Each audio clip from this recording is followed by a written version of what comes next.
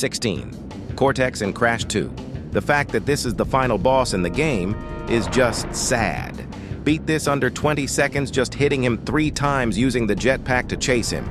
You don't even die in this ether, you get hit by rocks that are in the way. The worst boss of all time in the series and possibly in general gaming. Being a Crash 2 guy, this almost made me put Crash Warped in number 1. Could still put it in 1, but I don't know. I have more heart with Crash 2. It's just really disappointing. 15. Papu Papu.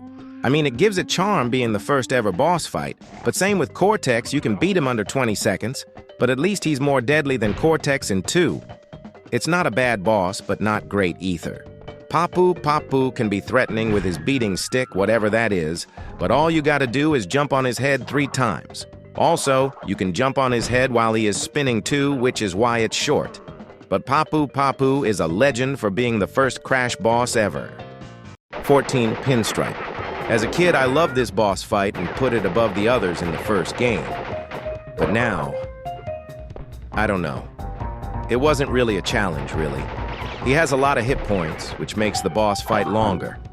And I really do like the concept of Pinstripe. All you do is hide behind 2 chairs and try to hit him when his gun is jammed. That's it, really. Just another easy boss fight that takes not a lot of effort. 13. Koala Kong. I kind of thought it was meh when I first played it and still think it's meh now. This one kind of gets boring, but I like the fact you can get him by spinning big boulders at him and try not to hit the TNT crates in the carts. But nothing much said about this boss, it's meh.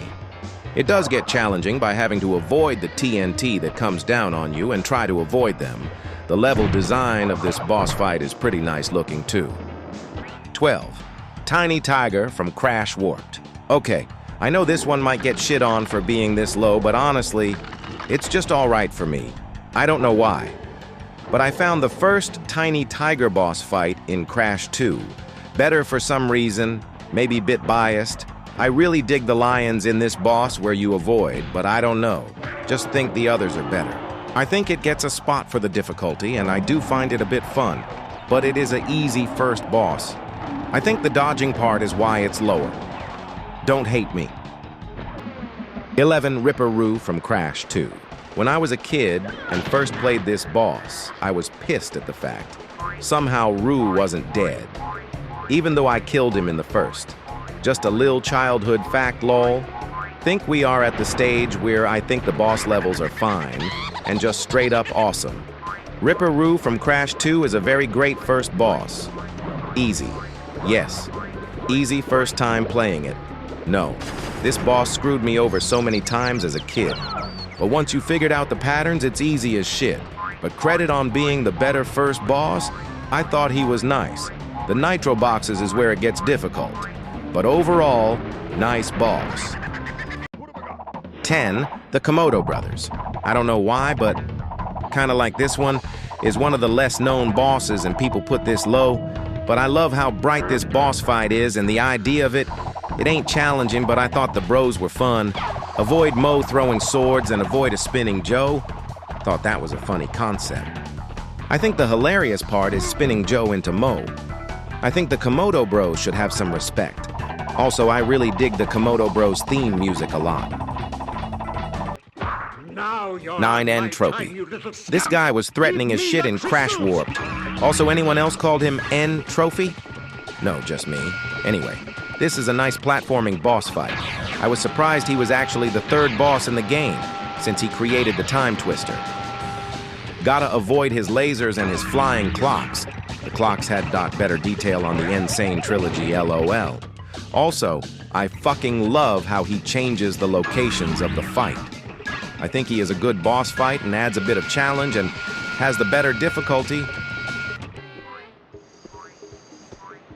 8. Ripperoo from Crash 1. Iconic boss fight that needs you to figure out when to detonate the TNT on Ripperoo's patterns. I love this one and it could have been higher. It's a nice challenging boss too if you don't know what you're doing and could fuck up a lot with shitty timing. 7. Tiny Tiger from Crash 2. I see why anyone would put this lower than the Crash Warp Tiny Boss. This one is simple, but I am a simple man. You got to jump on platforms and make Tiny follow you. There will be red platforms, and those ones are the ones you need Tiny to go to since the platforms will fall. Once they fall, try to make Tiny fall down. I love it. It also gets tricky, since once he falls there's gonna be a lot of red platforms that light up red, and you need to go as fast as you can to one of the green platforms without falling. Also, I swear Crash 2 might have the best soundtrack in gaming. It's just too good, even this tiny theme. Banger of a boss fight. 6 Embryo. I mean, come on.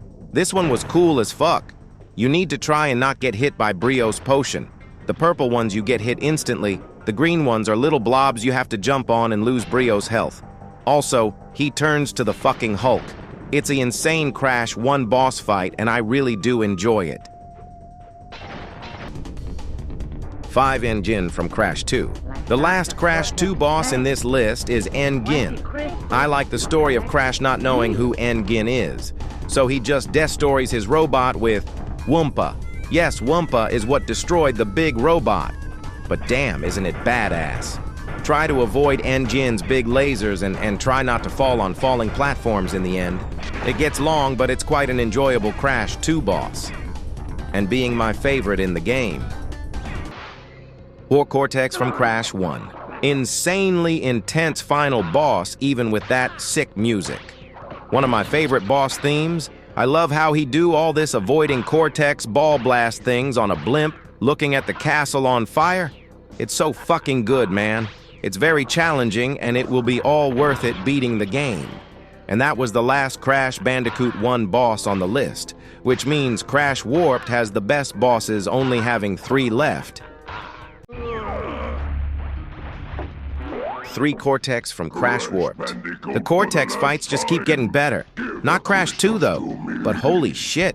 This final boss was epic. Same thing like he does in Crash 1, he tries to blast you, and this time throws landmines at yous, but it makes it more badass seeing both Aku Aku and Uka. Uka fighting, and if by spinning Cortex in a hole and bam, perfect Crash final boss.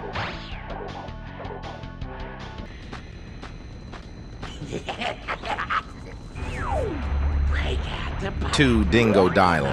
He'll say this. My favorite Crash Bandicoot character besides Crash. Dingodile is such a badass, especially in this boss fight. Avoid him while he shoots his flamethrower and he breaks these good-looking crystals surrounding him. Once you have a way to get to him, just spin him and he blows up like a TNT crate. Such a beautiful boss level. And I will cherish the amount of times playing Dingodile. He was also a main on CTR. 1 N-Gin from Crash Warped. My personal favorite boss level, and I think everyone can agree, N-Gin from Crash Warped is the best. Crash Bandicoot boss fight ever. A vehicle in the most badass boss fight ever. N-Gin's new toy is more threatening than the second game. It's got the perfect challenge and it's super fun to play. First part is try destroying the mech, and the second part is trying destroying the ship, which is insane. Also, fucking Coco is the one to do all of this. Congrats. And Jin from Crash. Warped, you made it to the #1. Thanks for watching. Comment down below what's your favorite boss level or just do your own ranking.